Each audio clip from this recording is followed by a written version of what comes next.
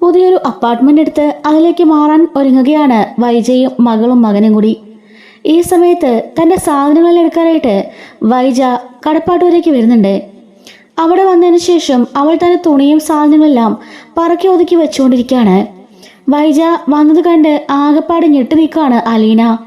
മനുവിൻ്റെ ഒരു ഇടപെടൽ മൂലമാണ് വൈജ അങ്ങോട്ടേക്ക് വരുന്നത്. എന്തായാലും വൈജ കൂടി വന്നതോടെ കഥ വളരെ സ്ട്രോങ് ആയി വളരെ സൂപ്പറായി പോയിക്കൊണ്ടിരിക്കുകയാണ്. ഇത്രയും നാള് ആ വീട്ടിലുണ്ടായിരുന്ന ആ ഒരു വലിയ കുറവ് തന്നെ വൈജ നിരത്തിയിരിക്കുകയാണ് കേട്ടോ. എന്തൊക്കെ പറഞ്ഞ് വൈജ വന്നപ്പോൾ ആ വീടിന് പ്രത്യേക ഒരു ഐശ്വര്യം വന്നിട്ടോ. അലീനയെ കണ്ടപാടെ കലിമൂണ്ട വൈജ നേരെ അകത്ത് കയറി കഥക വലിച്ചടയ്ക്കുന്നുണ്ട്.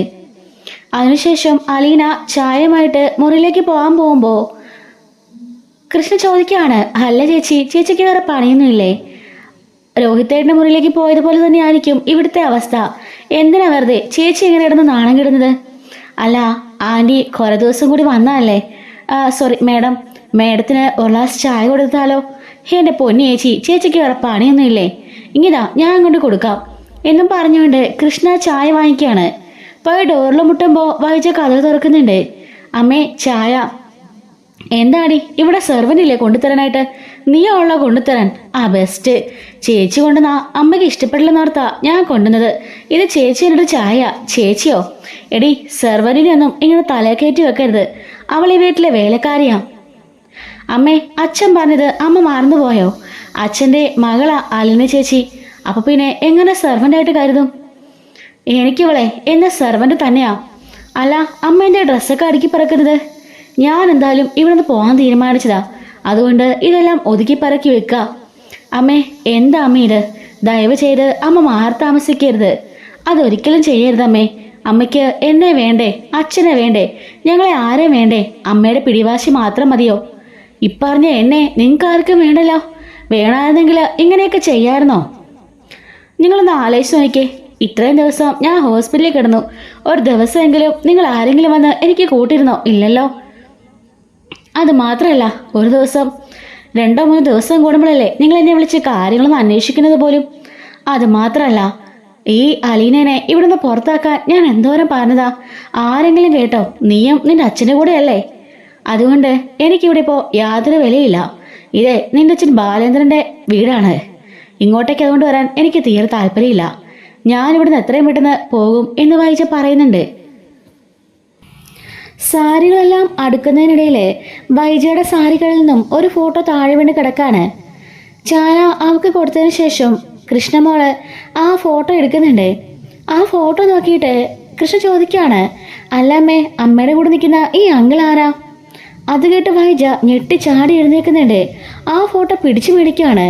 അത് മറ്റാരുടെയുമല്ല, സ്റ്റാലിനിയുടെയും അതുപോലെ വൈജയുടെ ഫോട്ടോ ആയിരിക്കും. അത് പിന്നെ എന്ന് പറയുമ്പം ആരാ അമ്മ ഇത് എന്ന് ചോദിക്കുകയാണ്. ഇത് എൻ്റെ കോളേജ് മേറ്റാ, ഞങ്ങൾ ഒരുമിച്ചാണ് പഠിച്ചത്. ആ സമയത്ത് എടുത്ത ഫോട്ടോയാ. ഈ ഫോട്ടോയൊക്കെ ഇപ്പോഴും ഉണ്ടല്ലേ? ഓ ഞാൻ കാണാതിരിക്കുകയായിരുന്നു, സാറിൻ്റെ ഇടയ്ക്കെങ്ങാണ്ട് ഇരുന്നതാ എന്നും പറഞ്ഞ് വെപ്രാളം പിടിക്കുകയാണ്. വൈജയുടെ ആ വെപ്രാളവും പരിഭ്രാന്തിയും ഒക്കെ കൃഷ്ണമോള് ശ്രദ്ധിക്കുന്നുണ്ട്. പെട്ടെന്ന് തന്നെ അവൾ അതെടുത്ത് അലമാരയുടെ ഇടയിൽ ഒരു സ്ഥലത്തായിട്ട് തിരികെ വെക്കുന്നത് കൃഷ്ണമോള് കാണുകയാണ്. കൃഷ്ണ അവിടുന്ന് ഇറങ്ങിപ്പോവാണ് കേട്ടോ. പോയതിനു ശേഷം അലീനയോട് ഈ കാര്യങ്ങൾ പറയുന്നുണ്ട്. ഒരു ഫോട്ടോയിൽ അമ്മയുടെ കൂടെ ഒരു ആൻറ്റി അങ്കിളിനെ കണ്ട് ഞാൻ ചോദിച്ചപ്പോൾ അമ്മയ്ക്ക് ഭയങ്കര ഒരു വെപ്രാളം പോലെ. പെട്ടെന്ന് തന്നെ അതെടുത്ത് ഒളിപ്പിച്ച് വെക്കുകയും ചെയ്തു. ഇനി അതായിരിക്കുമോ അലീന ചേച്ചിയുടെ അച്ഛൻ? ആണോ മോളെ? ശരിക്കും അവൻ്റെ അച്ഛനായിരിക്കുമോ? അറിയില്ല. മോക്ക് ആ ഫോട്ടോ ഒന്ന് എങ്ങനെയും അടിച്ചുകൊണ്ട് വരാൻ പറ്റുമോ? എന്തിനാ? അമ്മയുടെ കയ്യിൽ എനിക്ക് തല്ല് കിട്ടാനാണോ? അല്ല മേഡം ഇല്ലാത്ത സമയം നോക്കി മോൾ ഒന്ന് കൊണ്ടുവരുമോ എന്ന് ചോദിക്കുകയാണ്. ഞാൻ നോക്കട്ടെ. ഇപ്പം എന്തായാലും അമ്മയോട് ഇരിക്കുക. അമ്മ അതൊക്കെ അടുക്കിപ്പറക്കി വെച്ചോണ്ടിരിക്കുക. അതിനിടയിൽ അങ്ങോട്ട് ചെന്നാലേ അമ്മയുടെ നല്ല തല്ല് കിട്ടും. പിന്നീട് നോക്കാം. ശരി മോളെ എന്ന് പറയാണ്. അങ്ങനെ വൈജ കഥ കടച്ചിട്ട് ആ ഫോട്ടോ വീണ്ടും എടുക്കുന്നുണ്ട്. എന്നിട്ട് അവൾ പഴയ കാര്യങ്ങളെല്ലാം ഓർക്കാണ്. അന്ന് സ്റ്റാൻലിയുമായി ലിവിങ് ടുഗദറിൽ കഴിഞ്ഞ കാര്യങ്ങളും അവർ പ്രണയിച്ചു നടന്ന സ്ഥലങ്ങളും സംഭവങ്ങളും അതുപോലെ താൻ ഗർഭം ധരിച്ചപ്പോൾ ഒരുപാട് സന്തോഷത്തോടെയും സ്നേഹത്തോടെയും ഓടി വന്ന സ്റ്റാൻലി തന്നെ കെട്ടിപ്പിടിക്കുന്നതും ഒരുപാട് ഗിഫ്റ്റുകൾ നൽകുന്നതും ഒരു കുഞ്ഞ് നമ്മുടെ കുഞ്ഞ് പെണ്ണായിരിക്കും എന്നും പറഞ്ഞുകൊണ്ട് സ്റ്റാൻലി അതിന് പേര് വരെ കണ്ടെത്തുന്നതും എല്ലാം ഇങ്ങനെ വൈജി ഓർക്കാണ്. തന്നെ മകളെയും തന്നെ കുഞ്ഞിനെയും സ്റ്റാൻലിക്ക് ഒരുപാട് ഇഷ്ടമായിരുന്നു. ഒരുപാട് സ്നേഹമായിരുന്നു. പിന്നെ എന്തുകൊണ്ടായിരിക്കാം സ്റ്റാൻലി തന്നെ ഉപേക്ഷിച്ചു പോയത് എന്നിങ്ങനെ ഇരുന്ന് വൈജ ആലോചിച്ചുകൊണ്ടിരിക്കുകയാണ്. 7ാം മാസത്തില് തന്നെ ഉപേക്ഷിച്ച് എന്തിനായിരിക്കാം അയാൾ പോയത്? എന്നെ പറ്റിക്കായിരുന്നോ? കാണിച്ച സ്നേഹമെല്ലാം കള്ളമായിരുന്നോ എന്നൊക്കെ ആലോചിച്ചുകൊണ്ട് അവൾ കരയുന്നുണ്ട്. അപ്പോഴാണ് ബാലചന്ദ്രൻ കഥക് തുറന്നിട്ട് മോളെ എന്ന് വിളിച്ചുകൊണ്ട് കയറുന്ന സൗണ്ട് വൈജ കേൾക്കുന്നത്. പെട്ടെന്ന് തന്നെ ഫോട്ടോ എടുത്ത് അലമാരയിൽ വെക്കാണ് വൈജ. മിണ്ടാതെ ആ മുറി തന്നെ ഇരിക്കുന്നുണ്ട്. എന്നിട്ട് അവിടെ ശ്രദ്ധിക്കാണ് എന്തൊക്കെയാണ് സംഭവിക്കുന്നതെന്ന്. അലീന അച്ഛൻ വന്നോ എന്ന് ചോദിക്കുമ്പം വന്നു മോളെ, ഇന്ന് നേരത്തെ വന്നതാ. അല്ല രോഹി എവിടെ? മുറിയിലുണ്ട്. ഇപ്പൊ അവന് പ്രശ്നമൊന്നുമില്ലല്ലോ? പ്രശ്നമൊന്നുമില്ല അച്ഛാ, അവനിപ്പോ ഓക്കെയാ. കൃഷ്ണയും ബബിത എവിടെ? രണ്ടുപേരും മുറിയിലുണ്ട്. പിന്നെ എത്തിയോ കൃഷ്ണയുടെയൊക്കെ അവിടുത്തെ മഹാറാണി? മേഡം അകത്തുണ്ട്. നീയേ കൂടുതൽ പരിചരിക്കാനൊന്നും നിൽക്കണ്ട. നീ ഇവിടുത്തെ സെർവൻ്റ് അല്ല, അത് ഓർമ്മ വേണം കേട്ടല്ലോ. അവരങ്ങനെ പലതും പറഞ്ഞ് പലതും ചെയ്യിപ്പിക്കാൻ നോക്കും. നീ അങ്ങനെ ചെയ്തോന്ന് ഞാൻ അറിയണം. നിന്റെ കാര്യം തല്ലി ഒടിക്കും എന്നും പറഞ്ഞുകൊണ്ട് അകത്തേക്ക് കയറി പോവാണ്. അച്ഛാ ചായ എടുക്കട്ടെ? ഇപ്പൊ വേണ്ട, ഞാൻ ഫ്രഷ് ആയിട്ട് ഇറങ്ങി വരാം എന്നും പറഞ്ഞുകൊണ്ട് അകത്തേക്ക് കയറി പോകുന്നുണ്ട്. ഇതും കൂടെ കേൾക്കുമ്പോൾ വൈജയുടെ ദേഷ്യം ഇരട്ടിക്കുകയാണല്ലോ ചെയ്യുന്നത്. തൻ്റെ ഭർത്താവ് ഇങ്ങനെ വന്നിട്ട് തന്നെക്കുറിച്ച് ഇങ്ങനെ പറഞ്ഞിട്ട് പോയല്ലോ. അത് കേട്ട് അവൾക്ക് നല്ല ദേഷ്യം വരുന്നുണ്ട്. കടിച്ചു പിടിച്ച് ആ മുറി തന്നെ ഇരിക്കുകയായിരിക്കും. അങ്ങനെ വൈജയാണെങ്കിലോ കമലയെ വിളിക്കാണ്. നീ വീട്ടിലുണ്ടോ എന്ന് ചോദിക്കുമ്പം പിന്നെ ഞാൻ എവിടെ പോകാനാ വൈജയെ, ഞാൻ ഇവിടെ തന്നെയുണ്ട് എന്ന് പറയാണ്. അല്ല വൈകുന്നേരം ഞാൻ അങ്ങോട്ട് വരുന്നുണ്ട് അമ്മയെ കാണാനായിട്ട് എന്ന് പറയാണ്. അല്ല നിനക്കിപ്പോൾ വരാനൊക്കെ പറ്റുമോ? പിന്നെ ഞാനിപ്പോൾ കടപ്പാട്ടൂരുണ്ടല്ലോ, ഇവിടുന്നും കാറിന് കയറി അങ്ങ് വന്നാൽ പോരെ, വലിയ കുഴപ്പമൊന്നുമില്ല എന്ന് പറയാണ്. മനു എന്നോട് പറഞ്ഞിരുന്നു നീ വന്നുള്ള കാര്യം. ഞാൻ നാളെയെങ്കിൽ അങ്ങോട്ട് ഇറങ്ങാന്നോർത്തിരിക്കുകയായിരുന്നു. ഞാനെന്തായാലും വൈകിട്ട് അങ്ങോട്ട് വരുന്നുണ്ട്, അമ്മയെ കണ്ട് കുറച്ച് കാര്യങ്ങളൊക്കെ സംസാരിക്കണം എന്ന് പറയാണ്. അങ്ങനെ വൈജയാണെങ്കിൽ ഇങ്ങനെ ഫോണിൽ കൂടി സംസാരിക്കുന്നത് കൃഷ്ണ കേൾക്കുന്നുണ്ട്. കൃഷ്ണ പോയിട്ട് അലീനയുടെ കാര്യങ്ങളൊക്കെ പറയാണ്. അപ്പോൾ അലീന പറയാണ് എങ്കിൽ പിന്നെ മേഡം പോയതിനു ശേഷം നമുക്ക് തപ്പിയെടുക്കാം എന്ന് പറയാണ് കേട്ടോ. അങ്ങനെ വൈജയാണെങ്കിൽ കാർ ഓടിക്കാൻ ബുദ്ധിമുട്ടായതുകൊണ്ട് തന്നെ രോഹിയെ വിളിക്കാൻ ഓർക്കുന്നുണ്ട്. എങ്കിലും വേണ്ടാന്ന് വെച്ച് ഒരു ടാക്സി വിളിക്കുകയാണ്. അങ്ങനെ ടാക്സി വിളിച്ചിട്ട് വൈജ അവിടുന്ന് ആ ടാക്സിയിൽ കയറി കൊല്ലപ്പള്ളിയിലേക്ക് പോകുന്നുണ്ട്. ബബിതയുടെ ആണെങ്കിൽ ബബിത ചോദിക്കും മാത്രം ഈ വിവരം പറയുന്നത്. താഴേക്ക് ഇറങ്ങി വരികയാണ് നമ്മുടെ ബാലചന്ദ്രൻ. അല്ല അലീന, എവിടെ പോയി നിന്റെ മേഡം? കൊല്ലപ്പള്ളിക്ക് പോയാൻ തോന്നുന്നു മുത്തശ്ശിയെ കാണാൻ, ബബിതയോട് പറഞ്ഞത് കേട്ടു എന്ന് പറയുന്നുണ്ട്. അല്ല നീ ചായയോ വല്ല ഉണ്ടാക്കി കൊടുത്തപ്പോൾ മേടിച്ചോ? ഇല്ല, ഞാൻ കൊണ്ടുപോയില്ല, കൃഷ്ണമോളാ കൊണ്ടുപോയത്. എന്തായാലും സെർവൻ്റെ കൊടുത്തവനൊക്കെ പറഞ്ഞു. അഹങ്കാരത്തിന് ഒരു കുറവുമില്ല അല്ലേ? അച്ഛാ വന്നപ്പോൾ അച്ഛനൊന്ന് കണ്ടുകൂടായിരുന്നോ? എന്തൊക്കെയാണെങ്കിലും അച്ഛൻ്റെ ഭാര്യയല്ലേ?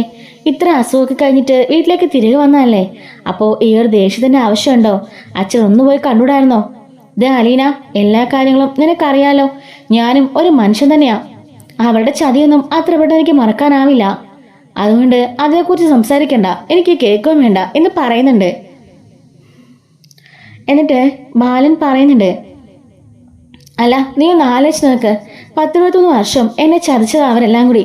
അതങ്ങനെ പെട്ടെന്ന് മറക്കാൻ എന്നെ കൊണ്ടാവോ? കൃഷ്ണ പറയാണ്, അച്ഛാ അമ്മയല്ലേ, നമ്മളെല്ലാവരും ഒരു വീട്ടിൽ താമസിക്കുമ്പോൾ അതിൻ്റെ ഒരു സന്തോഷം ഒന്ന് വേറെയല്ലേ? അമ്മ വന്നപ്പോൾ തന്നെ ഈ വീടിന് എന്തൊരു സൗന്ദര്യം നോക്കി, എന്തൊരു ഐശ്വര്യ. പിന്നെ ഐശ്വര്യം അത് നിങ്ങൾക്ക് തോന്നാല്ലേ? നാളെ തൊട്ട് ഇവിടെ പൊടിപൊരി നടക്കാൻ പോവാ. അല്ല വീട് മാറുന്നൊക്കെ പറഞ്ഞിട്ട് എന്തായി? അറിയില്ല, രോഹിയേട്ടൻ ഇപ്പം ഇങ്ങനെ നിൽക്കുന്നുണ്ടാന്ന് തോന്നുന്നു.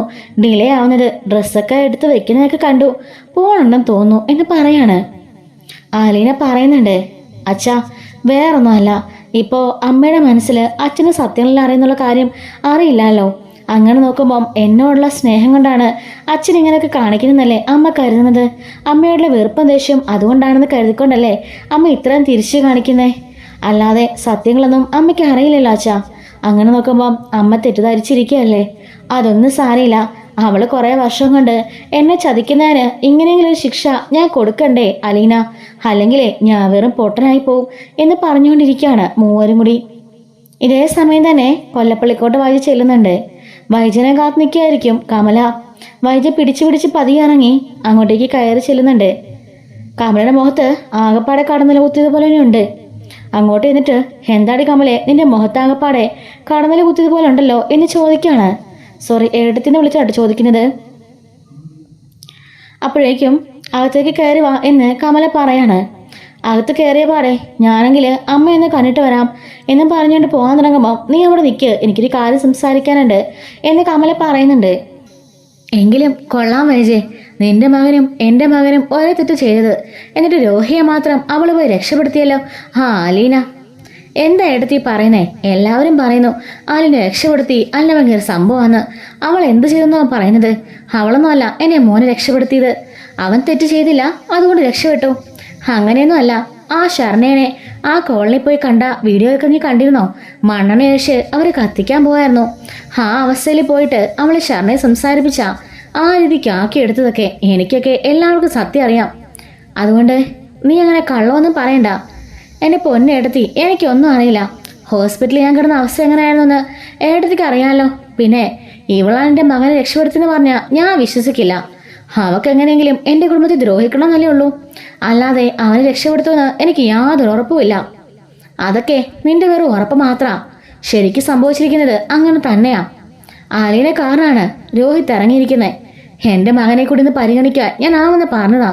പക്ഷേ അവള് പറഞ്ഞില്ല, അവള് പറയില്ലല്ലോ. അവക്ക് എങ്ങനെയെങ്കിലും അവളുടെ അച്ഛനാണെന്നല്ലേ പറച്ചില്. അയാളുടെ മനസ്സിൽ കയറി പറ്റണം. അതിനുവേണ്ടി അവൾ ചെയ്തു കൂട്ടുന്ന ഇതൊക്കെ എനിക്കറിയില്ല. എന്തായാലും രോഹി ഇറങ്ങിയത് എനിക്ക് വല്ല ആശ്വാസമായി. നിനക്ക് ആശ്വാസമായി. ഞാനുവേ നിന്നെപ്പോലെ തന്നെ അമ്മയാ. എൻ്റെ ഹരിമോൻ അകത്ത് കിടക്ക. അത് പിന്നെ അവനല്ലേ എടുത്തി എല്ലാം ചെയ്തു കൂട്ടിയത്. ആ പെൺകുട്ടിയെ സ്നേഹിച്ചതും കൊണ്ടുപോയി കൂട്ടുകാർക്ക് കൊടുത്തതും എല്ലാം അവൻ ഒറ്റ ഒരുത്തനല്ലേ. പിന്നെ എങ്ങനെ അവനെ ഒഴിവാക്കും? അവനല്ലേ ഒന്നാം പ്രതി എന്ന് ചോദിക്കാണ്. അതൊക്കെ ഓരോരുത്തർ വെറുതെ പറഞ്ഞുണ്ടാക്കുന്നതാ. ആ ശരണയും അത്ര നല്ലവളൊന്നുമല്ല. അവൾ പറഞ്ഞുണ്ടാക്കുന്നതല്ല എൻ്റെ മകനെ പറയിക്കാൻ വേണ്ടിയിട്ട് എന്നും പറയാണ്. ഞാൻ പോയി അമ്മയൊന്ന് കണ്ടിട്ട് വരട്ടെ. കുറെ നാളായില്ലേ അമ്മയെ കണ്ടിട്ട്.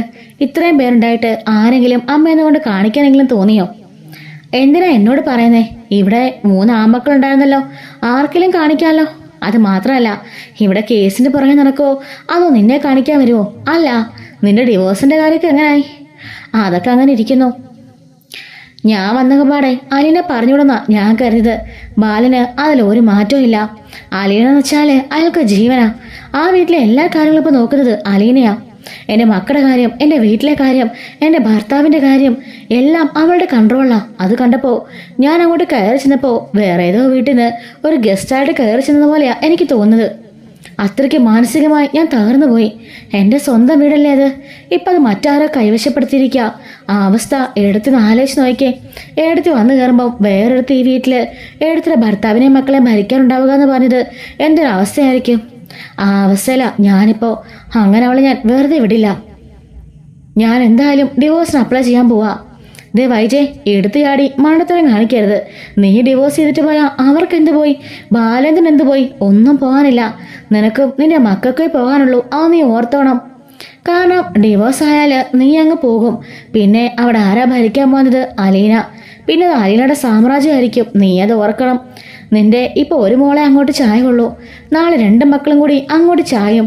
അതോടുകൂടി നീ ഒരു അനാഥയാവും. ആ ഒരു ഓർമ്മ നിനക്ക് വേണമെന്ന് കമല പറയാണ്.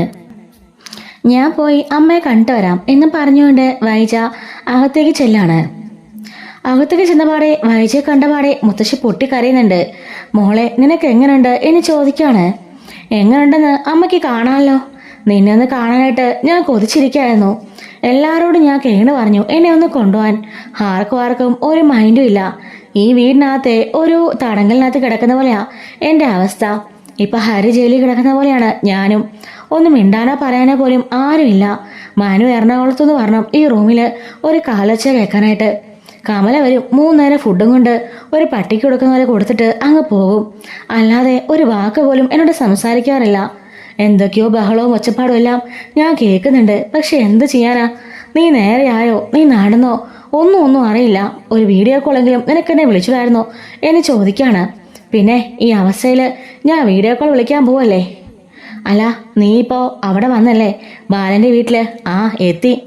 അലീന അവിടെ ഉണ്ട്. എവിടെ പോവാനാ? അങ്ങനെ അവളെ അവിടുന്ന് ഇറക്കിയിട്ട് അയാൾക്ക് എന്നെ അവിടെ കയറ്റണ്ടല്ലോ. അയാൾക്ക് ആവശ്യം അലീനയല്ലേ. അതുകൊണ്ട് പിന്നെ ഞാനെന്ത് പറയാനാ? നീ അപ്പോൾ എന്ത് തീരുമാനിച്ചു? ഞാൻ വീട് മാറാൻ പോവാ. രോഹിയുടെ ഈ ഒരു പ്രശ്നം കൊണ്ട് മാത്രം ഞാൻ 2-3 ദിവസം കൂടി അവിടെ നിൽക്കാമെന്ന് കരുതിയിരിക്കാം. അതിനുശേഷം ഞാൻ പോകും. അല്ല, നീ ഡിവോഴ്സിന്റെ കാര്യമൊക്കെ ഏർപ്പാടാക്കിയെന്ന് പറഞ്ഞതോ? അതിനെക്കുറിച്ച് ഞാൻ ആലോചിച്ചുകൊണ്ടിരിക്കാം.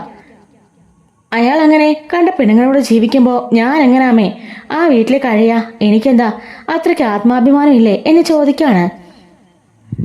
അപ്പോഴേക്കും മുത്തശ്ശി കമല വരുന്നുണ്ടെന്ന് നോക്കിയിട്ട് വൈജയോട് പതിയെ പറയുന്നുണ്ട്, വൈജയ്, നിനക്ക് പണ്ട് പറ്റിയ അബദ്ധം എന്താണെന്ന് നിനക്ക് ഓർമ്മയുണ്ടോ? എന്നിട്ടാണോ നീ ഇങ്ങനെയൊക്കെ കാണിക്കുന്നത്? അമ്മേ, ശരിയാ, എനിക്ക് പണ്ട് അങ്ങനെ ഒരു അബദ്ധം പറ്റി എന്നും പറഞ്ഞുകൊണ്ട് അതിന്റെ പേരിൽ ആർക്കൊരു ബുദ്ധിമുട്ടും ഉണ്ടായില്ലല്ലോ. ഞാൻ എന്തായാലും ബാലിനെ വിവാഹം കഴിച്ച് അയാളോട് തന്നെ ജീവിക്കല്ലായിരുന്നോ? വീണ്ടും ഞാൻ എടുത്തിട്ടും പോയില്ലല്ലോ. അയാൾക്കാണെങ്കിലോ അതിട്ട് അറിയത്തുമില്ല. പക്ഷേ അയാളുടെ ഈ അവിഹിതം നാട് മൊത്തം അറിഞ്ഞില്ലേ? എല്ലാവരും ഇപ്പൊ അറിഞ്ഞില്ലേ? അയാളുടെ രണ്ടാം തരക്കാരിയായില്ലേ ഞാന്? അതുപോലെയാണോ ഇത് എന്ന് ചോദിക്കാണ്. മുത്തശ്ശി ചോദിക്കുന്നുണ്ട്, നീ ഒരു കുഞ്ഞിനെ പ്രസവിച്ചവളാ, നീ ആ കാര്യം മറന്നുപോയോ? എന്നിട്ട് നീ ഇപ്പോ ഇങ്ങനെ കിടന്ന് തർക്കിക്കണ്ട എന്തെങ്കിലും ആവശ്യമുണ്ടോ? അതിനുള്ള എന്തെങ്കിലും യോഗ്യത നിനക്കുണ്ടോ? അയാളിപ്പോ വേറൊരു പെണ്ണിനെ കൊണ്ടെന്ന് പറഞ്ഞാലും നിനക്കത് ചോദിക്കാൻ പോലുള്ള റൈറ്റ്സ് ഇല്ല. കാരണം പണ്ട് നീയും അതേ തെറ്റ് ചെയ്തവളാ. ബാലിനെ 23 വർഷമായിട്ട് നീ ചതിച്ചോണ്ടിരിക്കുക. നീ മാത്രല്ല ഞങ്ങളും. എന്നിട്ട് പിന്നെ അവനെ നമ്മളിങ്ങനെ കുറ്റപ്പെടുത്തുന്നതില് കാര്യമുണ്ടോ എന്ന് ചോദിക്കാണ്. അമ്മേ, ഞാൻ പറഞ്ഞില്ല അതിന് മറുപടി. ഞാൻ ചെയ്തത് ഇതുവരെ ആരും അറിഞ്ഞിട്ടില്ല. പക്ഷെ അയാൾ ചെയ്തത് എല്ലാവരും അറിഞ്ഞു. ഞാൻ നാണം കിട്ടു. ഇനിയിപ്പോ എനിക്ക് ക്ഷമിക്കാനാവില്ല.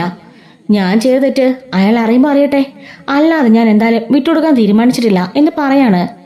ബാലന് അതിൻ്റെ ഒരു സൂചന കിട്ടിയോന്നാ എന്റെ സംശയം. അപ്പോഴേക്കും ഞെട്ടി വൈജി നോക്കാണ്. അതെന്താ അമ്മ അങ്ങനെ പറഞ്ഞേ?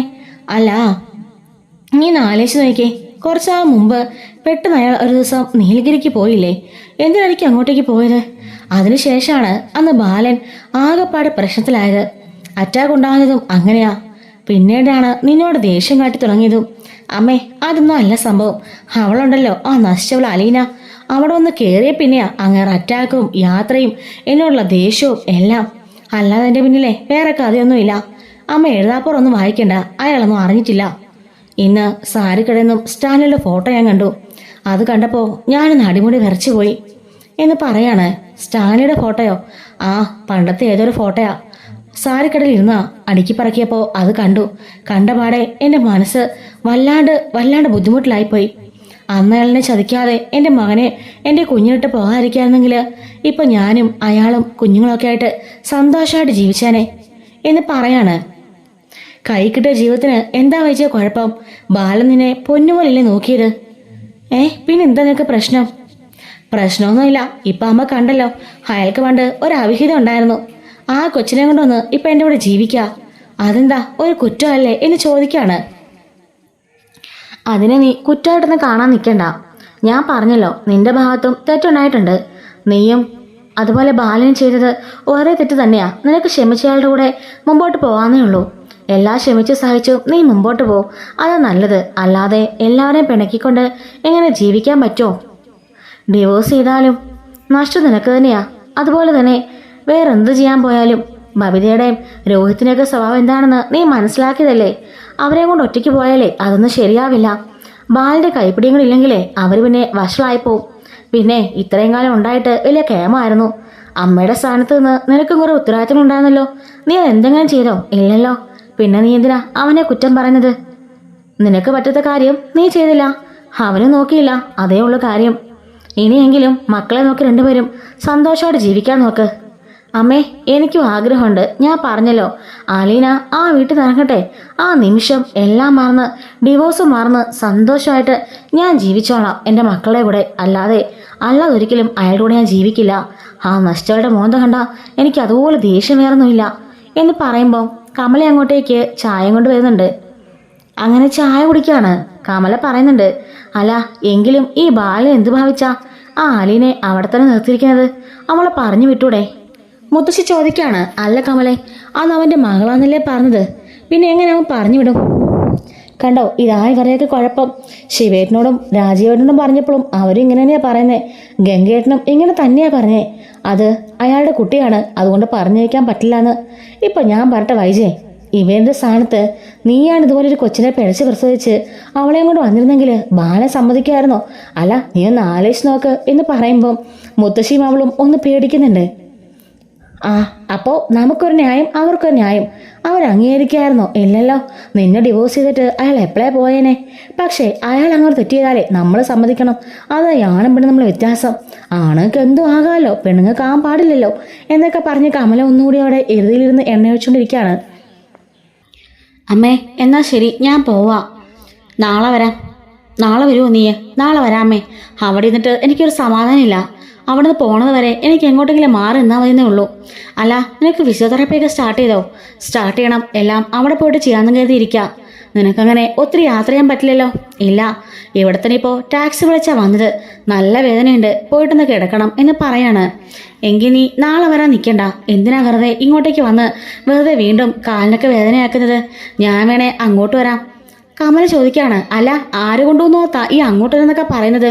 ഞാൻ എങ്ങനെയെങ്കിലും പൊക്കോളാം, നിന്നെ ബുദ്ധിമുട്ടിക്കില്ല പോലെ എന്ന് ചോദിക്കാണ്. അങ്ങനെ കമലയാണെങ്കിൽ ഒന്ന് മിണ്ടാൻ നിൽക്കാണ്. വൈജ അവിടെ വണ്ടിയിൽ കയറി പോകുന്നുണ്ട് കേട്ടോ.